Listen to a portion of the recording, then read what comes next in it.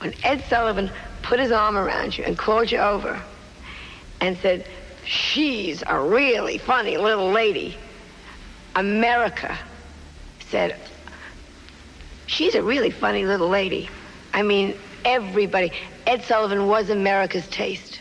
There was a time when Ed Sullivan held the keys to Hollywood's most coveted platform, and one wrong move could seal your fate. Ingrid Bergman, America's golden girl, learned this the hard way. After a scandalous affair that shook the nation, she found herself blacklisted, not just from Hollywood, but from the Ed Sullivan Show itself. Despite public outcry and her attempts at redemption, Ed Sullivan never invited her back. This is the story of how one man's power over the airwaves could make or break a career, and how Bergman became a tragic example of its consequences. Ed Sullivan's control over Hollywood. The Ed Sullivan Show wasn't just a television program, it was the heartbeat of American entertainment. For years, it held an undeniable grip on the pulse of popular culture. If you wanted to be seen, if you wanted to be heard, you had to make your way to Sullivan's stage. It was the must-see program, a space where Hollywood's brightest stars were born and where an appearance could instantly elevate a career. In the 1950s and beyond, Sullivan's stage became the ultimate proving ground, the place where your talent could shine, or where you could fall into obscurity if you didn't live up to the hype. To be featured on the show was a rite of passage. If you didn't make the cut, you risked being overlooked entirely. The ratings were astronomical, and millions of Americans tuned in religiously every Sunday night to watch Sullivan, the charismatic and oftentimes stoic host, introduce a new generation of stars to the country. This was an era before social media, before instant viral moments. In that world, Sullivan had the final word on who made it, who stayed relevant, and who was consigned to the shadows. For years, the show reigned supreme, and as it did, Sullivan wielded his influence like a king controlling his empire. His guests were the ones Americans adored, and if he took a shine to you, your career was made. Sullivan was a gatekeeper who knew how to make his guests appear in just the right light, always with the perfect amount of intrigue, humor, and elegance. His impact was felt not only on television, but throughout every corner of Hollywood. His influence extended far beyond his show, touching the lives of producers, directors, agents, and even the very studio executives who ran Hollywood. In an industry driven by publicity, no one could afford to ignore the Ed Sullivan Show. The stakes were simple: one perfect performance, and your career could skyrocket. But a bad night, an offbeat performance, or worse, a moment of controversy, could be a death sentence. It didn't matter how talented you were. If Ed Sullivan turned his back on you, the world would quickly follow suit. But what truly set Sullivan apart was not just the sheer dominance of his show, but the way he subtly controlled what Americans saw, shaping public taste. He wasn't just a host, he was a curator of talent, a kingmaker in the truest sense. The Ed Sullivan Show became the cultural blueprint that future late-night programs would try, and often fail, to emulate. Sullivan's charm, his calculated timing, and his ever-present sense of control over the show made him a force to be reckoned with. Every appearance on his stage was a gift, but the consequences of misstepping could be dire. It wasn't just about being on TV, it was about being on Sullivan's terms. He decided who was worthy of America's attention and who would be forgotten. His show didn't just launch careers, it dictated the careers that mattered and those that fell by the wayside. Talent alone wasn't enough. Sullivan demanded that his guests toe the line, maintain the right public image, and most importantly, never, ever cross him. The system was built around him, and it was one where falling out of favor could erase you from the cultural conversation entirely. And while Bergman's scandal rocked the entertainment world, Sullivan's influence was about to put her, and many others, through a test of loyalty and redemption that would reshape their futures. A Hollywood darling falls. Ingrid Bergman was once Hollywood's symbol of grace and purity. She embodied the ideal image of the 1940s starlet, radiant, elegant, and effortlessly beautiful. Known for her iconic roles in Casablanca, and The Bells of St. Mary's, Bergman had captivated American audiences with her genuine talent and striking presence. She was adored by the public, a woman whose name was synonymous with class and sophistication. The image of the virtuous, wholesome actress was as much a part of her allure as her performances on screen. Hollywood, in turn, had embraced her as the epitome of perfection. However, this perfect image would shatter in 1950 when Bergman began an affair with Italian director Roberto Rossellini, a married man. The affair was bold and scandalous, particularly since both Bergman and Rossellini were already married to other people. Their public romance stirred the media into a frenzy and left American audiences in disbelief. The conservative values of the time made it nearly impossible for the public to accept such a breach of moral conduct from a beloved figure. The affair quickly transformed Bergman from Hollywood's sweetheart to the center of a public scandal. The scandal became a media spectacle, with the press seizing every opportunity to condemn Bergman. She had been the ideal American actress, but now she was branded as a fallen woman. The public response was swift and unforgiving. Hollywood insiders and studio executives distanced themselves from her, fearing the backlash of associating with someone whose personal life had turned into a national controversy. The affair wasn't merely seen as a romantic misstep. It was viewed as an attack on traditional values, particularly marriage, which was central to the cultural fabric of the time. Due to the public outcry, Congress even went as far as to present the bill that would prohibit immoral actors like Bergman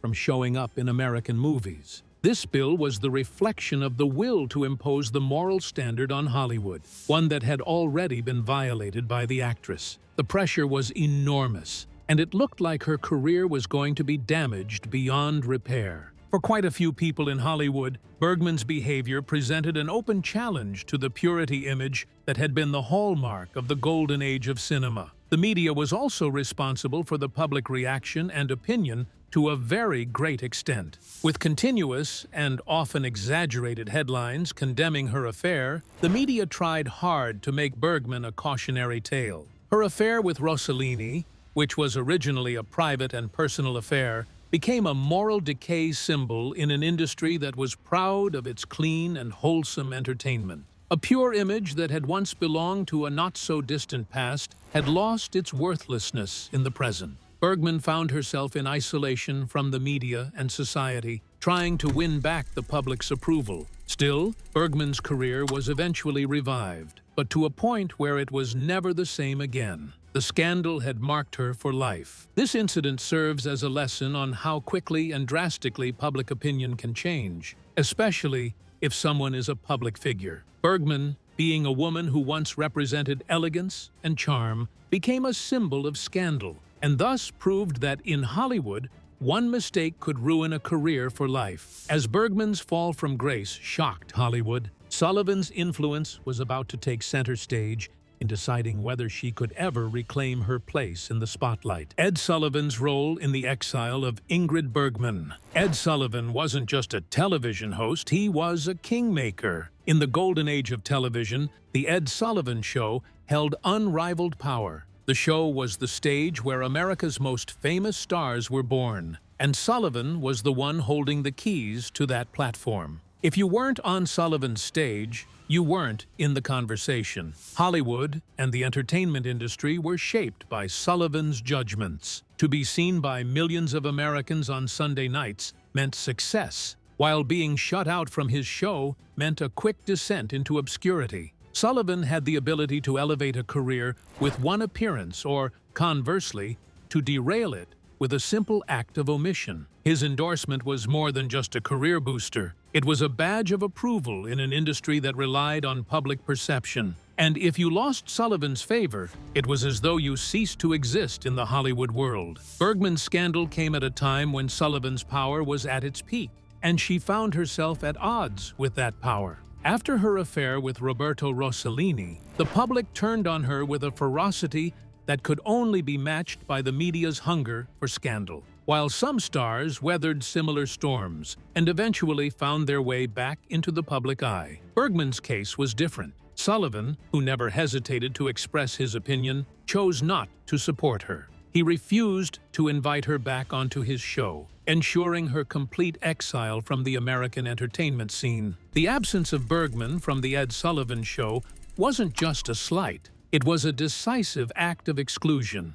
In Sullivan's world, being banned from his stage was the ultimate rejection, one that sent a clear message to Hollywood and to the public alike. Ingrid Bergman was no longer welcome. The public's reaction to Sullivan's decision was swift and impassioned. Thousands of viewers who had once adored Bergman wrote letters to the Ed Sullivan Show pleading for her return. They saw beyond the scandal and recognized her immense talent. In their eyes, the affair with Rossellini had been a private matter, and they felt she had been unfairly punished. These letters were a testament to how much the American public trusted Sullivan to guide their tastes. If Sullivan decided to blackball someone, the public followed suit, whether they agreed with it or not. In this case, however, the people were firmly on Bergman's side. The letters of support showed how deeply Sullivan's platform shaped public opinion. It wasn't just about television, it was about influence. Sullivan's show had become the barometer for success in Hollywood, and without it, stars risked fading into obscurity. Yet, despite the outcry from fans, Sullivan's refusal to bring Bergman back onto the stage was absolute. As public support for Bergman surged, Sullivan's next move would reveal whether Hollywood truly valued forgiveness or if one man still held the power to decide a star's fate: redemption and forgiveness. In 1956, after years of silence, Ed Sullivan made an unexpected announcement. He had visited Ingrid Bergman on the set of her new film, Anastasia. He asked the American public whether 7.5 years of penance had been enough for her. Sullivan, always a master of public influence, was offering a chance for redemption, but it was a test. His words were a question to the viewers, asking if they were willing to forgive a woman who had once been Hollywood's golden girl, but had fallen from grace after her scandalous affair with director Roberto Rossellini. This announcement wasn't just a casual remark. It was Sullivan's way of gauging public opinion, a measure of how far the American public was willing to go in forgiving Bergman for her past mistakes. Sullivan, as the gatekeeper of showbiz, held the power to decide if she could come back into the limelight. This was his trial of Bergman, a public question that would determine whether she would rise again or remain cast aside. The public's response was an outpouring of support for Bergman. Thousands of letters flooded in from viewers who wanted to see the actress return to the screen. To many, Bergman's affair had been a personal matter, one that should not overshadow her exceptional talent. These fans argued that she had paid her price in exile and that it was time for her to be forgiven. For them, her performances in Casablanca and The Bells of St. Mary's were still fresh in their minds, overshadowing the scandal that had once consumed her. The letters of support were a testament to the public's deep connection to her work and to how much they wanted to see her succeed once more. They believed that the real Ingrid Bergman, the talented, graceful actress, was more than the sum of her personal mistakes. Sullivan did not extend the proverbial olive branch, even if the public was overwhelmingly supportive of him. He neither asked Bergman to reappear on The Ed Sullivan Show, nor did he give any hint at all that he would accept her coming back to the national scene. His silence was very loud. It said that even though the public had forgiven her, Bergman's position in Hollywood, and especially on Sullivan's show, was still uncertain. Sullivan was the one who had the power to shape the story. It was not sufficient for Bergman to have the public's support. She required Sullivan's approval. His refusal to let her onto his show again was a clear indication of the extraordinary power he had over the entire entertainment industry. The public might have forgiven, but it was Sullivan who determined who could make a comeback, and he decided not to give Bergman that opportunity. This incident in Bergman's life is a perfect example of how complicated the power struggles in Hollywood were. The public could forgive, but the industry gatekeepers, like Silent Sullivan, would have the final say as to a star's future. Sullivan's rejection of Bergman's comeback was the strongest reminder that, In the world of show business, the power of the audience was not the only factor in determining a star's rebirth. The platform controlled by Sullivan was of utmost importance in deciding who would remain in the limelight. While the public rallied behind Bergman, Sullivan's refusal to forgive her hinted at a darker, unspoken rule that many other stars would soon learn the hard way. The ruthless nature of Sullivan's influence. Ingrid Bergman was not the only star to feel the cold hand of Ed Sullivan's silent bands. His influence over Hollywood was vast, and many found themselves exiled from the limelight, their careers unraveling with no explanation, no fanfare, just a quiet and deliberate removal from public consciousness. The list of celebrities who found themselves out of favor with Sullivan includes people like Joan Rivers, who, after a public feud with Johnny Carson, saw her career spiral into obscurity. Similarly, performers like Bobcat Goldthwait, whose outrageous stunts went too far, were also quietly cut off from the spotlight. It wasn't just about being rude or disrespectful on stage, it was about Sullivan's unseen influence that made it clear when you had crossed the line. Once you were on the wrong side of Sullivan, the industry followed suit, quietly agreeing that you were no longer worthy of their attention. The ruthless nature of Sullivan's power was that you didn't need a public confrontation to be blacklisted. His silent bans were often more devastating than any public feud, because they were felt deeply but rarely seen. The absence of an invitation, the silence of no calls, and the removal of any mention from his show or from Hollywood's high circles told you everything you needed to know. You were done. Sullivan's ability to control the careers of stars wasn't built on the loud declarations of power. It was based on something far more subtle, his control over silence. In a world where public opinion was often shaped by media appearances and visibility, being excluded from Sullivan's stage meant disappearing from the public's eye. It was the absence of Sullivan's invitation that carried the weight. His silent influence was so effective because it was subtle. He didn't need to banish you from the airwaves with a dramatic confrontation. Instead, Sullivan controlled Hollywood through his refusal to acknowledge certain individuals. The silent exile was the ultimate weapon. By not inviting a star back onto his show, he made it clear that they were no longer part of the conversation. The power of silence was immense. In an era where television appearances were a surefire way to stay in the public's eye, a complete absence from the screen was tantamount to being erased. Sullivan didn't need to say a word. His silence spoke volumes, and the industry listened. Looking at how Hollywood continues to operate, one can draw interesting parallels to the blacklisting of celebrities in more recent times. Take Mel Gibson's fall from grace in the 2000s, for example. After a series of public incidents, including controversial statements and behavior that shocked both the public and Hollywood insiders, Gibson found himself effectively ostracized from the industry. Like the stars of Sullivan's time, Gibson faced the quiet but powerful force of exclusion. He was no longer welcome in Hollywood's elite circles, and his career, once untouchable, came to a grinding halt. Hollywood, which had once celebrated Gibson's success, turned its back on him without the need for public declarations or a dramatic scene. As the silent bands continued to reshape careers, Sullivan's influence revealed a darker, more controlling side of Hollywood that few dared to challenge. The dark side of the showbiz world.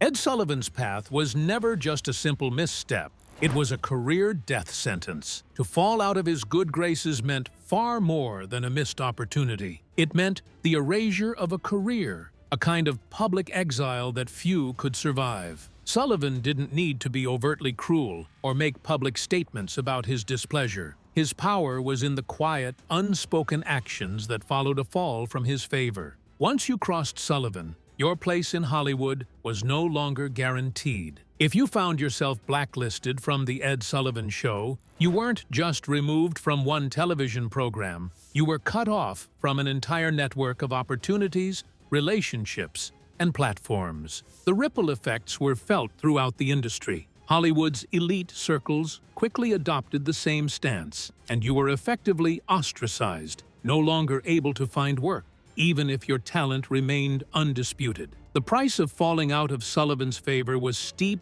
career-ending consequences, personal isolation, and the unraveling of everything you had worked for in the spotlight. Once Sullivan decided you were no longer worthy of the platform he controlled, the public's perception of you would shift, and any future attempts to regain favor seemed futile. It wasn't just about being off his show, it was about being erased from the larger conversation, as if you never existed. Behind Sullivan's powerful public persona was an even more intimidating force: his quiet control over every guest who appeared on his stage. Sullivan's power wasn't necessarily about dictating what happened on camera. It was about the subtle, almost invisible ways he shaped Hollywood's landscape behind the scenes. His influence was the puppet strings that everyone in the entertainment industry knew existed, but no one ever spoke about openly. The unspoken rules were clear. Loyalty to Sullivan was not a choice. It was a requirement. If you pleased him,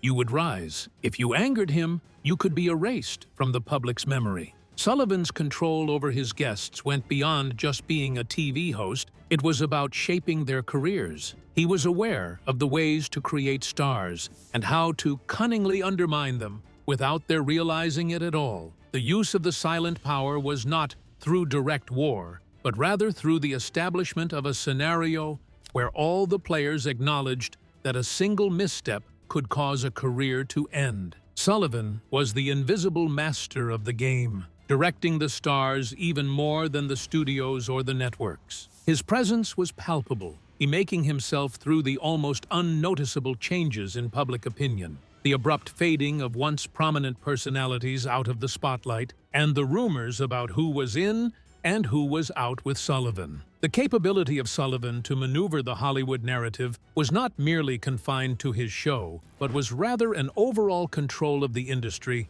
through an iron grip.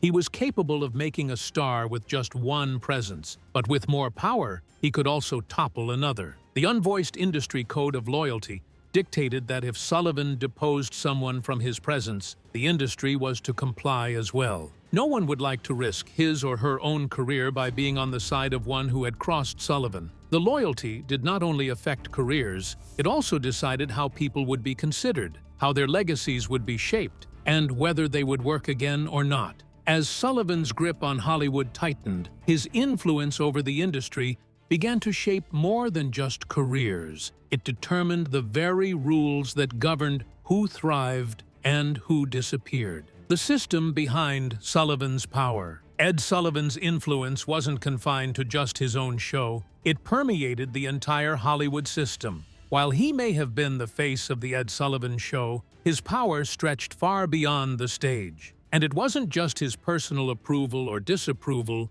that mattered. Sullivan's control was embedded in the very structure of Hollywood, influencing how the studios, producers, agents, and even publicists made decisions about who would rise to stardom and who would fall from grace. Hollywood wasn't just a place where stars were born, it was a business built on relationships, and Sullivan was a key player in the network that made those relationships work. If you were on Sullivan's show, it meant you were seen as worthy by the industry's gatekeepers. If you were not, you were quietly erased. The unspoken rules of Hollywood meant that the most influential studios and agents couldn't afford to ignore Sullivan's choices. If you were on his bad side, it wasn't just a matter of being left off his show, it was about being left out of Hollywood's big picture entirely. His decisions carried weight that could shape an entire career, and the people who ran Hollywood's most powerful studios and agencies knew it. They understood that Sullivan's approval was the golden ticket, and without it, your chances of success were dramatically reduced. The repercussions were industry-wide, as everyone in Hollywood understood the unspoken reality that Sullivan's opinions mattered more than anyone dared to admit. Sullivan's power was so deeply embedded in the system that it influenced not only who appeared on his show, but also who made it in Hollywood and who didn't. His control wasn't limited to the limelight. His influence stretched behind the scenes to the very core of the entertainment industry. Directors, filmmakers, and even screenwriters were affected by Sullivan's reach. The ripple effects of his decisions went far beyond television. When a star appeared on The Ed Sullivan Show, it wasn't just an endorsement of their talent. It was a signal to the industry that they were part of the Hollywood machine, accepted and approved by the gatekeepers. But when you were excluded from his stage, it meant more than just being cut from his program. It meant you were being cut out of Hollywood's inner circle. This subtle power influenced the careers of countless artists, directors, and filmmakers who worked behind the scenes to create the movies and shows that would shape popular culture. Sullivan was the unseen hand that controlled the flow of talent, the narrative of who was worthy, and the fate of those who dared to cross him. The unspoken power that Sullivan wielded was so pervasive that even stars outside his sphere of influence understood that crossing him could spell disaster for their careers, not just on television, but in every facet of Hollywood's ecosystem. Crossing Ed Sullivan wasn't just about losing access to his show, it was about crossing an entire system. Hollywood's politics weren't just about talent or good performances. They were about loyalty to the right people. Sullivan wasn't just a TV host. He was a central figure in the web of power and influence that governed Hollywood. As Sullivan's influence reshaped careers and public perception, his lasting legacy in television is a reminder of the immense power one man could wield in shaping the entertainment world. The legacy of Ed Sullivan. Ed Sullivan's legacy extends far beyond the walls of his own stage. His influence on late-night television is immeasurable, and his show set the template for what talk shows would become in the decades that followed. Sullivan's unique blend of charm, control, and calculated programming made The Ed Sullivan Show a cultural phenomenon. He didn't just host a variety show. He created a platform that could launch careers, make stars, and shape public perception. Late-night talk shows, from Johnny Carson to Jimmy Fallon, owe a huge debt to Sullivan's blueprint. The format he pioneered, guest interviews, musical performances, and comedic sketches, became the gold standard for late-night television. His ability to weave together a wide range of acts on a single stage created a show that appealed to nearly every demographic, from teenagers to grandparents. But Sullivan's influence wasn't just stylistic, it was structural. He understood the power of television as a tool to shape culture, and he used his platform to bring a variety of acts to the national stage, from rock bands to opera singers.